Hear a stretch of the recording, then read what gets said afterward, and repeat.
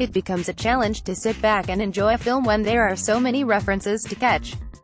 In the dystopian future of Ready Player One, everyone and their aunt is plugged into the Oasis, a VR sandbox where participants can do anything and look like anybody.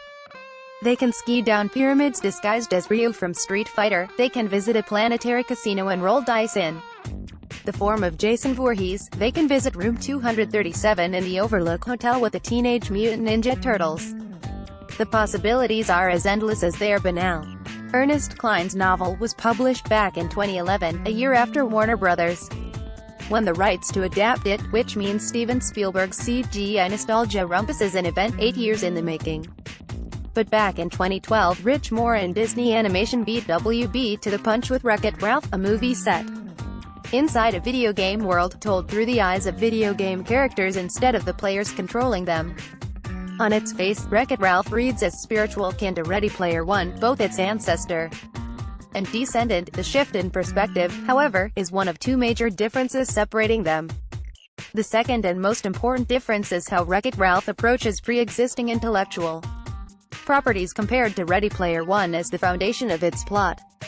Wreck-It Ralph doesn't take every opportunity to overstuff its scenes with endless direct references to those IPs, it treats its nods to old classics alongside new favorites as flavoring without distinguishing any of them by brand. Take Ralph the villain in Fix-It Felix Jr., a naked riff on Donkey Kong. Ralph's role is, well, wrecking stuff, and Felix's role is to fix everything Ralph wrecks. Donkey Kong is the obvious basis for Ralph, but Ralph isn't Donkey Kong. He's just Ralph. Maybe this is a case of splitting hairs, but they're hairs worth splitting. Watching Ready Player One overwhelms the senses whether you're a veteran pop culture vulture or a casual partaker. If you're the latter, your head will spin from the sheer volume of cameo appearances. If you're the former, you'll get dizzy picking out those cameos as they're rushed before you. Mortal Kombat, Gundam, Battletoads, StarCraft, A Nightmare on Elm Street, Child's Play, Jurassic Park, Very Clever, Steven, Dungeons, Monty Python and the Holy Grail. The parade of genre favorites, geek iconography, and gaming avatars marches well over the line of too much. But that's only because Ready Player One browbeats the audience into accounting for the cavalcade of walk-ons.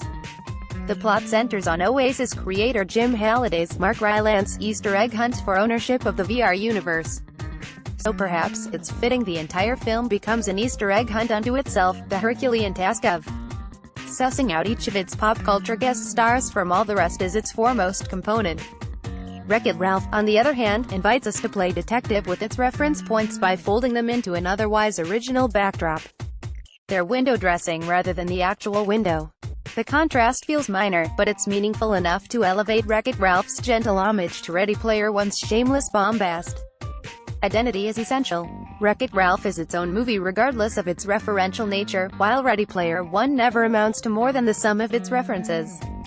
Consider the movie's climax, which hinges on inside baseball knowledge only a longtime gamer would possess. Cline, who co-wrote the script with Zach Penn, couches narrative resolution in the history of the Easter egg as a gaming tradition. Ready Player One's ending literally depends on the protagonist's familiarity with gaming lore and not his growth as a character. Wreck-It Ralph does the opposite by paying off Ralph's gradual transformation from a lonesome, curmudgeonly brute to a self-sacrificing hero over the course of the film. That's a great capper for a picture, brimming with love for video games that refuses to let that passion hamstring its plot. Ready Player One's narrative is overtaken by slavish devotion to reproducing the gaming experience for the big screen. That's a bad movie-going dynamic made worse by our distance from the game itself. We're not the ones in charge of the action. Spielberg is. With exceptions, say, League of Legends or Overwatch, watching other people play video games is about as exciting as watching paint dry. Imagine watching an HGTV show without the benefit of time-lapse. That's more or less how you'll feel during a few of Ready Player One's key sequences. Wreck-It Ralph is free from such design constraints, so Moore along with screenwriters Phil Johnston and Jennifer Lee have a ball blending its influences into settings and characters that ultimately become unique to the film's aesthetic. They're not interested in hiding their source materials because they don't have to. Their combined inspirations metastasize into pop filmmaking that stands alone. Ready Player One, far too encumbered by the weight of its own inspirations, never manages to do that. The referentialism is foregrounded in the world its characters live in. Their world is our world, but 25 years in the future and in much, much worse shape. On the plus side, they've got way better high-tech toys. Maybe if the movie cared as much about world-building as Wreck-It Ralph, the referentialism wouldn't give us sensory overload, or maybe it would, but the overload would have firmer grounding in reality. Wreck-It Ralph's world is every bit as digital as Ready Player One's, but that digital world is the end result of referentialism instead of a vehicle for it. The basic conceit doesn't stop the film from feeling real. As Halliday reminds us, reality